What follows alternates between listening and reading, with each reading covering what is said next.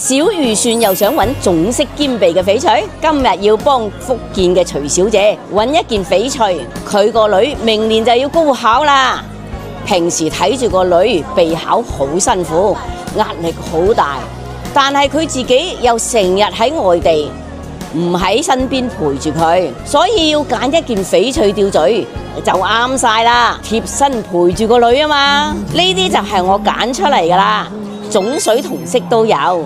不過徐小姐諗住個女，畢竟仲係學生，唔想太張揚，揀種水貨好啲就啱晒啦。呢個福豆就最適合徐小姐個女啦，種水通透，色又唔張揚，福豆又圓潤飽滿，仲有連中3元，四季平安嘅好寓意啊！你哋平時想買翡翠，但係又唔知點揀嘅，就問漣漪啦。